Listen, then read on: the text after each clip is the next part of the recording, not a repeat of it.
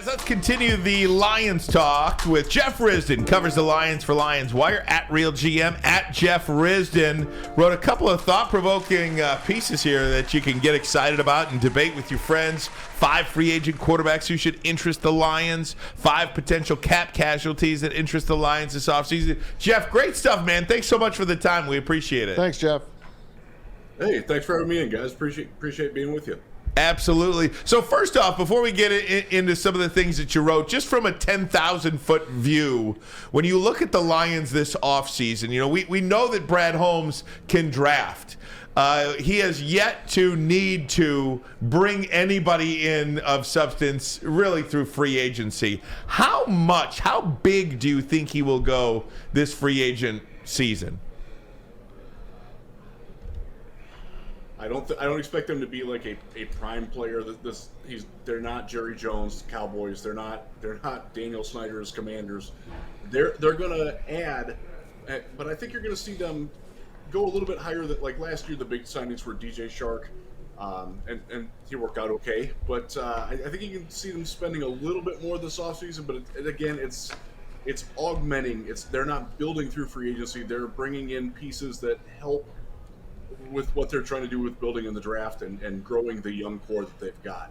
I expect that they'll be looking at a free agent quarterback to be the backup for Jared Goff. I expect them to bring in probably a running back. It's a ridiculously deep running back free agent class, and that includes Jamal Williams and Justin Jackson in there.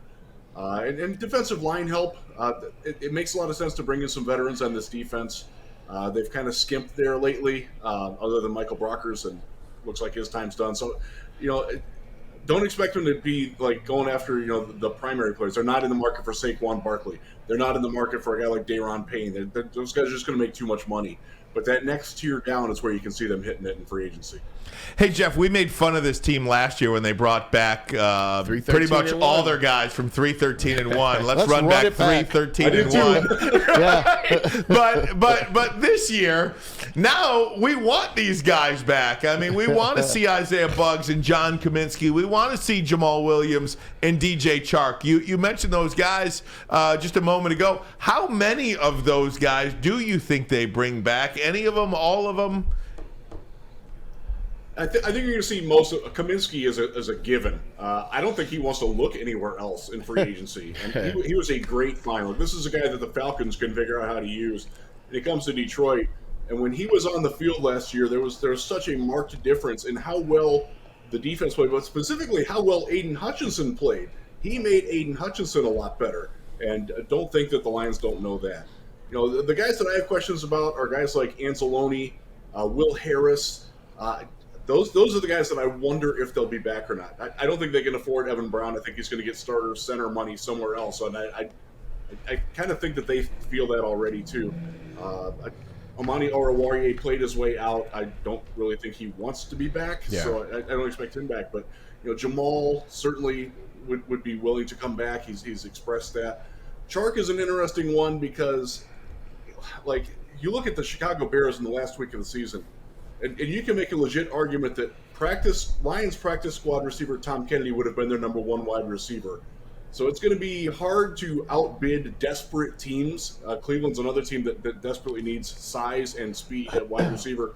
That's what DJ Shark gives you. So I kind of think that he might be a goner, but the rest of the guys, I think they're going to be back. And like you said, it's a total flip. Like last year, I criticized them. Why in the world did you bring Alex Anzalone back? Why is Tim Boyle back on this football team? Like, there's no reason for this. And it turned out there was a lot of method to their madness, and it worked out. And God bless them for that. Talking to Jeff Risdon from Lions Wire. Hey, Jeff, let's get into it. Let's talk about the draft. A lot of people still asking that same question. Is Jared Goff the guy? Can Jared Goff be the guy? Well, I say no.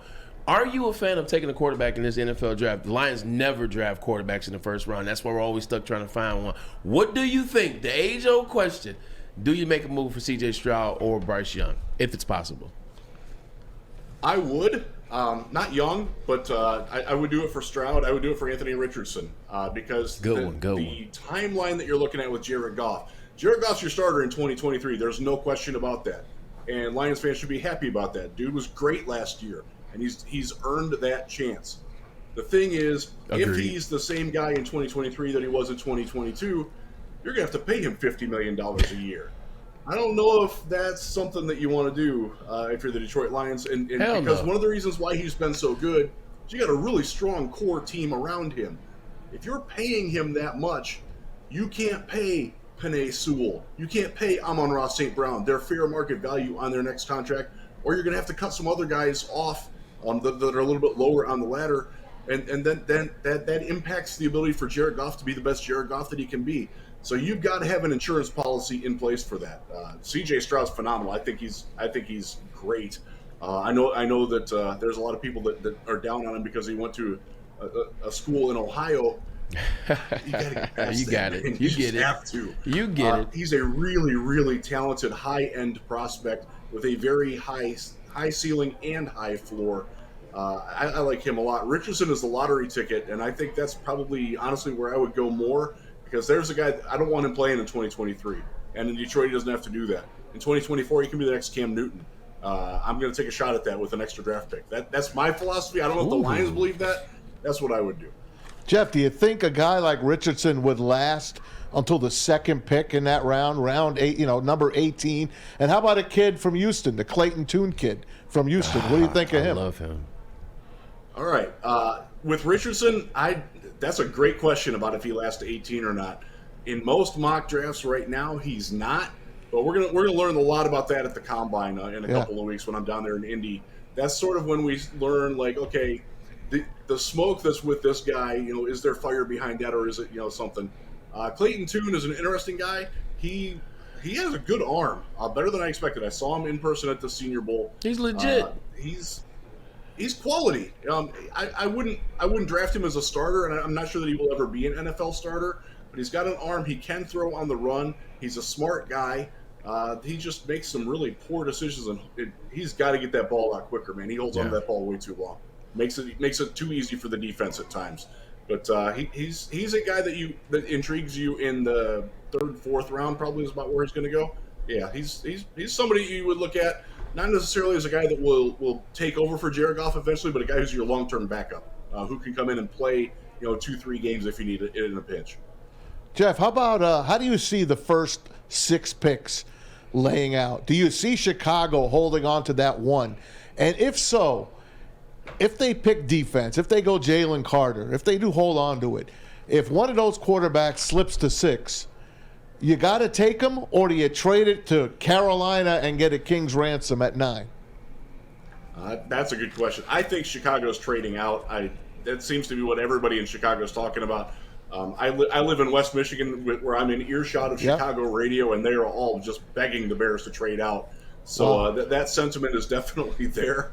As for the Lions, yeah, if I get an offer from Carolina or whoever might need a quarterback coming up there, Tennessee is a good example because Tennessee, they benched Malik Willis for Lions practice squad refugee Josh Dobbs, and it needed to happen. They can't pay Ryan Tannehill; he's going to be a free agent soon. So they're a team that could certainly be interested in moving up. Yeah, I would absolutely listen to that, and I would probably take that over taking a quarterback. Again, unless I like Stroud a lot, man. Me too. It'd be tough to trade away the ability to get him. If he's gone, then yeah, I'm making that move in a heartbeat. Hey, Jeff, let me ask you, just based on the 2 lists that you provided, the 5 free agent quarterbacks who the Lions may be looking at to back up Jared Goff, and, of course, the 5 potential cap casualties that should interest the Lions. We were just having some fun with these 2 lists. I like Andy Dalton. Who would you take off that list to back up Jared Goff? And then for the cap casualties, man, Graham Glasgow seems like he would be a natural fit to bring back over here too. Which, if you had to whittle your list down from 5 to 1 on each list, who would you take? Yeah, quarterback, I'm taking Cooper Rush. Maybe it's the Mac shill in me. I'm an Ohio Bobcat. I was going to pull from the Mac guys. So I'm going to go with Cooper Rush there. I like what he did in Dallas. You laid it out right before the break last time. If you get a backup quarterback that can win you 80% of the games that he plays at the level that he played at, And that's what he did. Now, you look at Cooper Rush's last start in Dallas, and man, that was rough, man. And that's why he's always going to be backup, because the Eagles roughed him up something fierce, man. But I like him. I've always had a soft spot for him. I got to sit down with him for like 45 minutes at the Shrine Bowl a few years ago. I'm like, I really, really like this guy. He's a consummate backup professional. He can do what Jared Goff does. That's important. So I would take him. I love Andy Dalton, but I think his time has come and gone. And I think also you're going to be paying a little bit more for that one. So that one's, I wouldn't fault anybody for wanting Andy Dalton. Yeah. But I'd rather go a little bit less expensive on that. As for the cut guys, man, Shaq Thompson, linebacker, Panthers. He's the answer to exactly what the Lions want at inside linebacker. A guy who can turn and cover, a guy who's aware, who makes plays on the ball. He can attack the run downhill. He can get outside the tackle box and make plays. This guy has over 100 tackles just about every season. Converted safety from when he played at Washington, and he can play that hybrid role. That's helping your defense a whole lot, and that's saving you from having to draft a guy that you'll have to teach the new system. Like, this is a guy he's ready to step into Aaron Glenn's defense in the middle of that 4-2-5 right now. Put him next to Rodrigo. Have Derek Barnes as your kind of bigger thumper coming off the bench, or if they ever go to a 3 linebacker set, which they did, I think 11 plays last year. Yeah, that works for me, man. And he's a guy you're gonna have to pay for him. You're gonna pay $8 million maybe a year. That might be higher than what the Lions are going, but if I'm Brad Holmes, I'm paying that, because he's the centerpiece to your defense that every Lions fan would want. I know they don't necessarily know him that well because he played in anonymity in Carolina. That guy can play, man. Jeff, let's step away from talking about free agency as well as the draft, and let's talk about the team in 2023. Based on how they finished 8-2 last 10 games, looks like they're on the right track. They have money to play with. They have great picks. What is a realistic projection for what the Detroit Lions can do after everything next season? So I'm old enough to be lionized. No Kool-Aid drinking. No Kool-Aid drinking, Jeff. Be honest with me. Honestly, I think they should be no worse than co-favorites to win the NFC North along with the Vikings. I think we throw a little bit too much shade at the Vikings for how they skated through the season. That's a good football team. Yeah, damn good. Good football team. I expect those two to be the top teams competing for the NFC North title next year. I expect the Lions to win 10, maybe 11 games. Looking at their schedule and the way that it plays out, like they've got the pieces, they've got the young core. As long as the offense stays potent, and I think they're going to do some things that will help keep it that way. They're a really, really good football team. They're a top 4, top 5 team in the NFC. No doubt in my mind about that. And I like it. Hopefully they can break that playoff drought that dates back to 1991 when I was a freshman in college. My God. I need a win, guys. I was 8. I'm ready for it, and this team can deliver it. No doubt. Hey, Jeff, before we let you get out of here, we've talked earlier in the week, too, about any big, bad, bold moves that Brad Holmes would do. Do you think that there is a better than 50-50 possibility that he would trade one of those first-round picks for Jalen Ramsey this offseason? Does that solve a lot of problems? It would solve a lot of problems. It also creates some other problems, though. Jalen Ramsey is a guy who plays for the name on the back more than the name on the front and the name on the helmet. And and you're also going to have to pay him a lot of money. A lot of money. So that's a tough one. I don't think they're going to do it, honestly. I think they're going to take their chances with a lower tiered free agent veteran quarterback, and I will be very surprised if they don't use one of those first round picks on a cornerback, whether it's a slot like Brian Branch out of Alabama with the 18 pick, or whether it's Christian Gonzalez, Devon Witherspoon, like all those guys. They're all. Christian won't be there at 18. Christian's going to kill the combine. A lot with what the cornerbacks are in this class. Yeah. And there's guys day 2, day 3 that can also play. Quite a few of them. We'll get more into those after the combine once we see those guys run. But phenomenal year to need cornerbacks, and the Lions need at least one. So I don't think they're going to make that sort of a bold move. Okay, Jeff, great stuff, man. We certainly appreciate it. Love to have you back when you're down for the combine, if that's okay. Great stuff. Really appreciate it. Thanks, Jeff. Absolutely. Thanks, stuff, guys. Jeff. You got it. Thanks Jeff so much. Risdon. Follow him on Twitter at Jeff Risdon, RISDON, at RealGM, and of course covers the Lions for Lions Wire. I am way over for a break. Got to get to it now.